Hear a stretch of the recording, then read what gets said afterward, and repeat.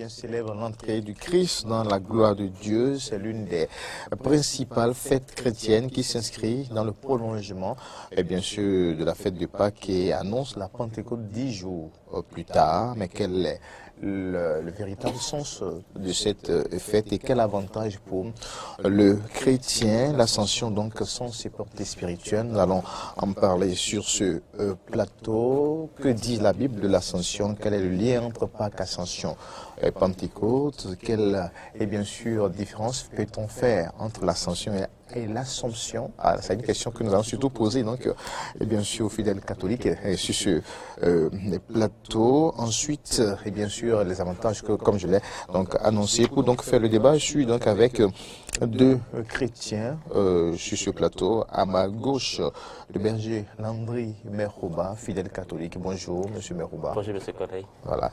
Et puis en face de vous, Marcos Agouchon, c'est bien cela, hein? C'est très bien. Voilà, vous êtes fidèle de l'église du christianisme céleste. Là, ça ne se dit pas parce que là, ça se remarque déjà, la soutane que vous avez portée. Alors, merci également à vous. Donc à vous, on va dire Alléluia. C'est comme ça. Oui, Alléluia. Merci bien. Alors, berger Merouba, dites-nous l'ascension, qu'est-ce qu'on célèbre? Que célèbre-t-on vraiment à l'ascension? Eh bien, je vous remercie beaucoup, monsieur Corneille, pour l'invitation. Et d'entrée de jeu, je salue tous les spectateurs qui nous suivent en ce moment. Que la grâce de Jésus, l'amour de Dieu le Père, la communion de l'Esprit Saint demeure en chacun de nous. Nous dirons Amen. Voilà, l'ascension, puisque de ça il s'agit. Vous savez, le mot ascension, cela nous révèle un sens très profond que nous allons essayer d'en décortiquer au cours de ce débat. Un débat qui ne sera pas contre une dénomination, ça c'est le sens général. Tout à fait. Vous voyez, d'accord. Donc l'ascension, selon la conception de l'Église catholique, d'abord c'est un mot latin qui est appelé ascensio. Ascensio qui veut dire action de montée. Vous voyez, c'est une fête qui nous rappelle la montée de Jésus vers son Père. L'Ascension est une fête chrétienne que vous avez observée, qui est célébrée le 40e jour à partir de Pâques. D'accord? C'est aussi une fête qui marque la fin de la présence visible de Jésus aux yeux des disciples. Désormais, il ne sera plus avec eux dans la chair, mais désormais, il sera esprit. C'est pour cela que lorsqu'il partait de ce monde vers son Père, il leur disait, je vous enverrai un consolateur. C'est ça, un consolateur qui viendra vous consoler. Je pense que quand on va rentrer dans le débat, on va en décortiquer un peu plus. D'accord, donc la promesse faite donc, au peuple de Dieu, le consolateur, Bien sûr. Jésus est monté, Voilà. mais c'est comme si Jésus est revenu en esprit, c'est Voilà, un peu comme voilà. ça. C'est une question de Il foi. reviendra en esprit lors de la Pentecôte. Forcément, forcément. C'est pour cela que ça me serait un peu difficile de parler de l'ascension sans faire recours à la fête de la Pentecôte. D'accord. Les deux fêtes vont de pair. Je vais vous expliquer. Lorsque Oui, vous en prenez... attendant de rentrer dans ces détails, permettez-moi donc de prendre l'avis aussi de M. Agouchon. Voilà, donc ça c'est... chez les chrétiens célestes, on dira que vous êtes Seigneur Alagba, c'est ça? Oui, Voilà, vénérable donc, Seigneur Vénérable Alagba. Seigneur Alagba. Ça n'a Donc, aucune c'est le vénérable. importance. Ça n'a aucune importance. Je préfère Nous sommes- utiliser les thèmes sur le plateau pour que les gens qui nous suivent aussi découvrent un peu comment ça se passe au niveau donc, des religions. Non, c'est le berger Merouba, mais le vénérable Seigneur Alagba.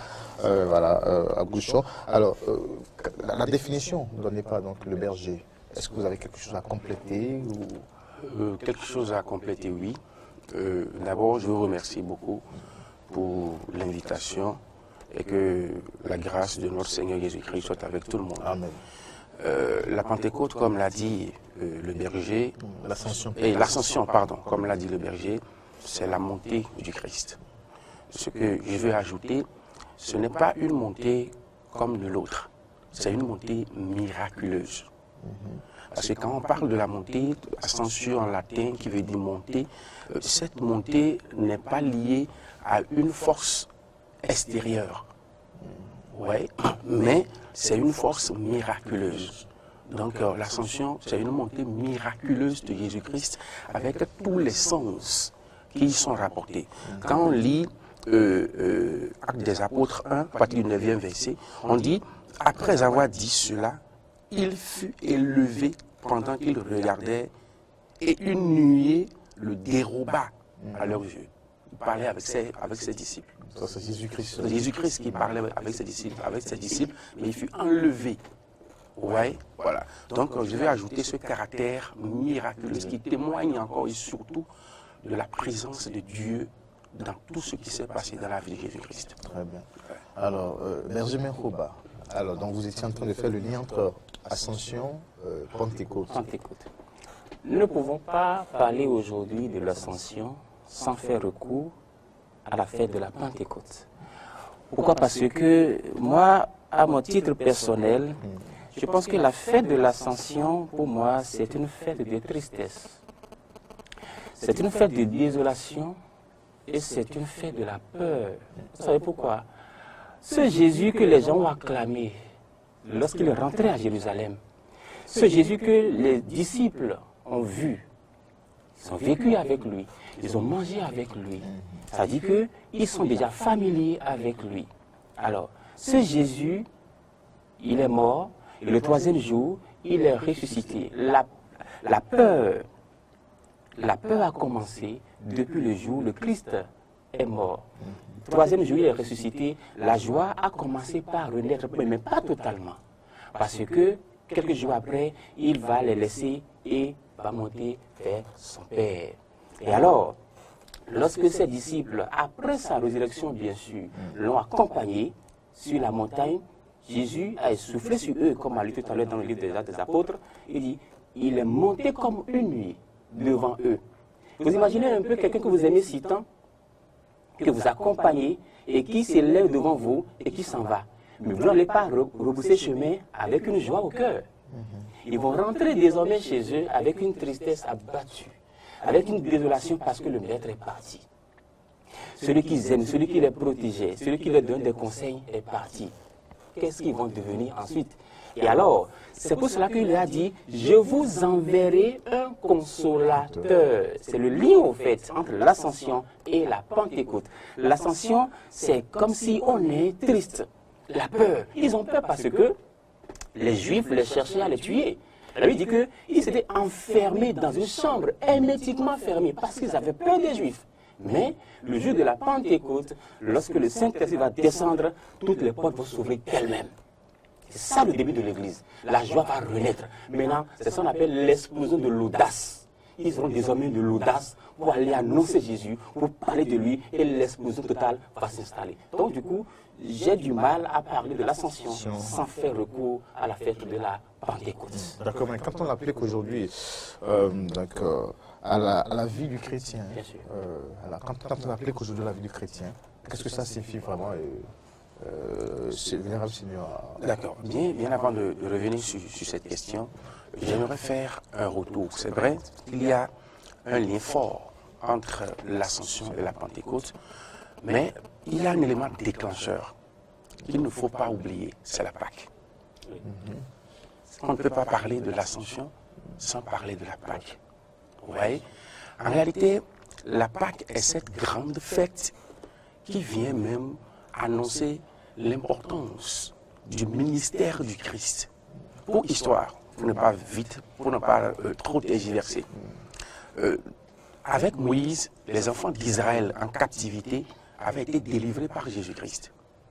Et vu tout le malheur, vu toute la tristesse qui était sur eux, parce qu'ils sont toujours des pécheurs, malgré les sacrifices qu'on apportait, ils n'avaient pas toujours le salut.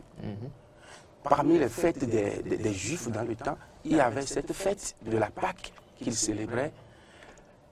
Et Jésus-Christ est venu en réalité pour s'immoler lui-même, pour que désormais on ne puisse plus avoir du sang des taureaux, des boucs pour les sacrifices, mais pour que ce soit son propre sang qui vienne complètement établir la justice entre Dieu et les hommes. Donc c'est à partir de là que la question même a commencé.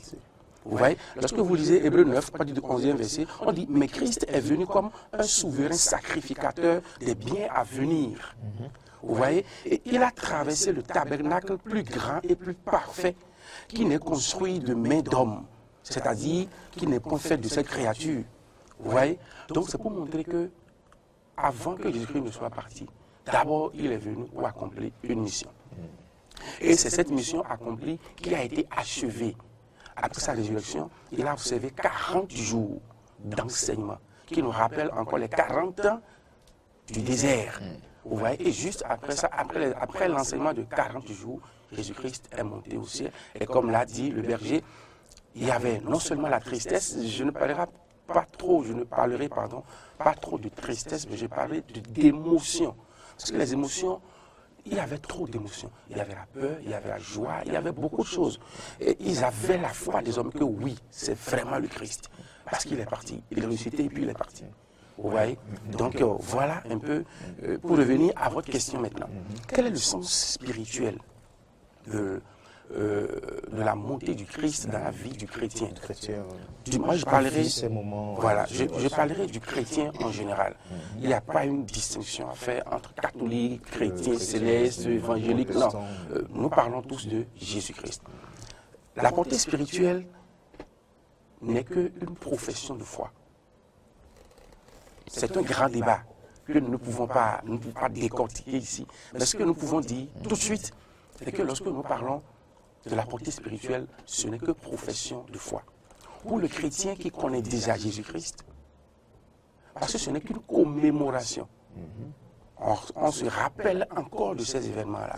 Voilà. Donc se rappeler, c'est encore raviver cette flamme de foi qui est encore, ou qui peut-être dormait dans un chrétien. On se rappelle de ça, ça nous réveille. Ça nous rappelle que le Christ, il est là. Il est vivant, il est avec nous. Il est parti, le Saint-Esprit est venu. Donc c'est plus une profession de foi qu'une simple commémoration. Je m'arrête là d'abord pour passer. On évolue, je vais revenir sur Merci, Mekouba. Alors, profession de foi, c'est beaucoup plus une question de profession de foi, comme l'a dit le vénérable suprême là-bas. Vous savez, c'est vraiment une question de foi. On ne peut pas se lever du jour au lendemain pour décortiquer ce débat et en finir. Mais en fait, les chrétiens d'aujourd'hui doivent savoir la peur, la crainte, la désolation qui avait animé les disciples en ce temps quand Jésus est parti, cette peur demeure encore aujourd'hui dans la vie de certains chrétiens. C'est dommage. Oui, parce que... C'est ça, j'ai dit. C'est la foi, parce que quoi? Lorsque vous êtes chrétien et vous faites face à une situation, quel comportement vous adoptez? Les chrétiens ont peur encore aujourd'hui, c'est ça la question que je me pose. Le chrétien doit avoir de l'audace. Parce que Christ a vaincu la mort. Christ nous a envoyé un consolateur qui nous donne la force. La Bible dit que les portes sont ébranlées. Donc désormais, il n'y a plus à avoir peur. Mais les chrétiens d'aujourd'hui, lorsqu'on se trouve en face d'un petit problème, ça y est, on baisse les bras. Lorsqu'il y a un petit pépin, là, le chrétien, ça dit, la peur demeure encore dans les cœurs aujourd'hui. Et je veux profiter de cet entretien pour dire à tous les chrétiens qui ont encore peur de se reposer la question, est-ce que j'ai reçu vraiment Christ? Le chrétien ne doit pas avoir peur. Le chrétien doit aller de l'avant, doit braver ciel et terre pour atteindre son objectif. C'est un leader, le chrétien doit être un leader. Mais aujourd'hui, nous constatons qu'ils sont dans l'église, ne comprennent même pas le sens de pourquoi ils sont là.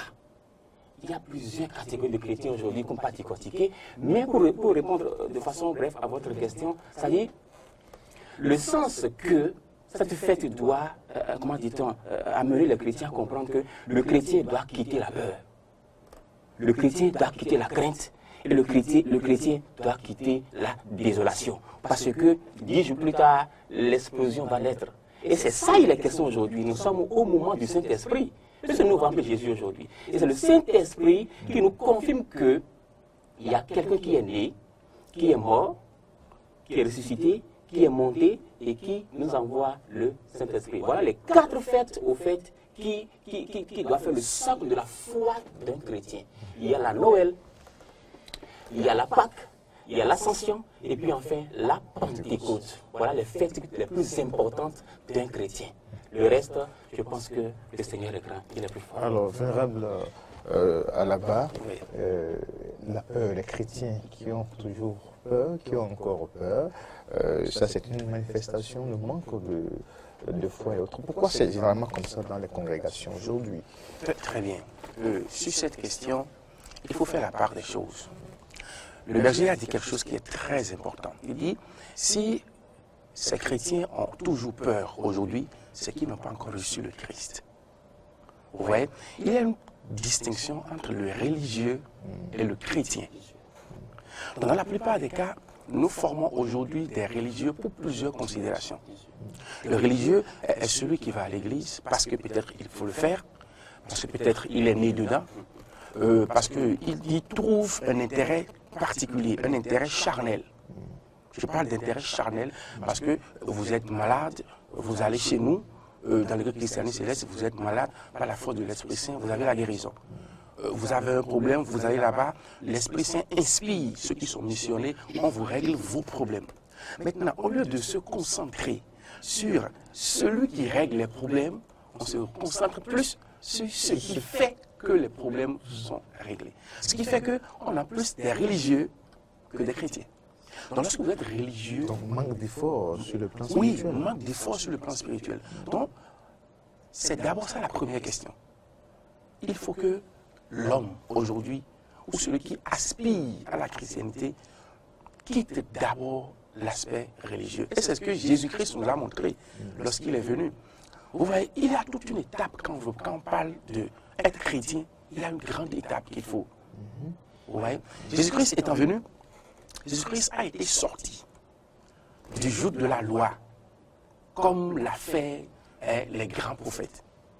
Vous voyez, vous allez voir que juste après, Jésus-Christ a été baptisé. Le baptême, en réalité, n'est que le signe de rédemption. Lorsque vous êtes baptisé, vous avez l'effusion du Saint-Esprit. Lorsque vous avez l'effusion du Saint-Esprit, il y a là tous les dons spirituels qui s'y mènent, comme on l'a dit dans 1 Corinthiens 12, du 4e verset. L'Esprit Saint vient avec des dons, la guérison, la sagesse, la connaissance. Donc lorsque vous avez en vous l'Esprit Saint, vous n'avez plus peur. Vous n'avez peur de rien du tout. Il y en a qui sont chrétiens ou qui sont religieux, Voilà. mais qui n'ont pas encore Qui reçu n'ont pas encore reçu l'Esprit. C'est lorsque vous recevez l'Esprit, c'est terminé. Vous n'avez plus peur de rien du tout. C'est ça qui commence par Alors, témoigner. comment on comment recevoir l'esprit? Est-ce que ça dépend des aînés de l'Église? Est-ce que ça dépend de l'enseignement reçu ou de l'engagement du chrétien? Je reviens à vous. Hein, D'accord, merci. Berger Menrouba. Oui. Je n'allais pas vous expliquer comment on reçoit, parce que ce n'est pas visuel. Vous comprenez ce que je dis? Ce n'est pas visuel. Mais je vais vous expliquer un peu comment ça se fait et comment ça se manifeste. C'est Dieu qui donne l'Esprit Saint, ce n'est pas un homme qui donne l'Esprit Saint. Et la Bible dit que ce jour-là, chacun a reçu l'Esprit Saint sous l'effet d'une flamme qui était descendue sur eux. Langue de feu. Voilà. Donc, du coup, ça là, c'est pour caricaturer au fait la chose. Personne ne l'a vu. Alors, et c'est le Saint-Esprit là qui nous conteste, qui nous confirme que voilà ce qui s'est passé. Donc, lorsque quelqu'un va à l'église, il reçoit le baptême. Il est né de nouveau, systématiquement, le Saint-Esprit est en lui. Maintenant, qu'est-ce qu'il en fait? Voilà encore autre question. Est-ce qu'il rend prisonnier cet esprit qui est en lui? Parce que Dieu ne reste pas là où il y a des saletés. Dieu ne reste pas là où il y a de la souillure. Ça s'appelle la question de De sanctification. sanctification perpétuelle de ce qu'on est. Parce que vous ne pouvez pas invoquer le Saint-Esprit et rester dans le désordre. Jamais vous ne pouvez pas l'avoir. Alors, pour vous expliquer un peu comment recevoir le Saint-Esprit, ce n'est pas qu'on va voir maintenant comment on met de l'eau sur la tête de quelqu'un, on voit l'eau en train de couler, ça ne sera pas ça. C'est sous l'effusion du Saint-Esprit. Et vous-même qui êtes chrétien, c'est ça que je dis, le chrétien doit se dépouiller tous les jours. Tous les jours que Dieu fait, le chrétien doit s'asseoir pour dire, est-ce que je plaire à mon Dieu? Est-ce que si Dieu vient aujourd'hui, il pourra me dire, mon fils, entre dans ma gloire? Parce que la finalité, c'est ça. Que tu reçois le Saint-Esprit ou pas, la finalité, c'est le royaume des cieux. Voilà, donc, en bref, je pense qu'on ne peut pas dire maintenant que ça vient comme une colombe, ça vient comme une langue de feu. Non, non, non, non, non. C'est le Saint-Esprit lui-même qui agit en la personne. Et ça dépend le degré de foi de la personne. Lorsque la personne même vient en Christ, comment elle se comporte? Est-ce qu'elle se laisse aller? Il y a beaucoup de chrétiens qui vont à l'église mais qui ont encore un pied derrière. Le Saint-Esprit ne sera pas rendez-vous. Un pied derrière, ça veut dire qu'on fait recours à d'autres Avec, forces. c'est clair. Parce qu'ils se disent, vous voyez ce qui se passe dans les églises, c'est que, je prends le Seigneur par exemple. Lui, il a la force et le Saint-Esprit l'utilise puissamment. Or, moi aussi, je veux l'imiter. Le Saint-Esprit, comme moi, je ne suis pas encore propre, ne m'habite pas. Donc, je ne pourrais pas faire l'œuvre que lui accomplit par le Saint-Esprit. Donc, du coup, je rebrousse chemin pour aller chercher une force derrière pour pouvoir l'imiter. C'est grave. C'est grave. Chacun doit rechercher son don spirituel. Voilà. Et non, voilà. Alors, et surtout être patient aussi. Être non seulement patient, ce n'est pas même pas fait d'être patient. Lorsque vous recevez le baptême, le Saint-Esprit habite en vous. Vous ne pouvez pas donner la pâte à un bébé.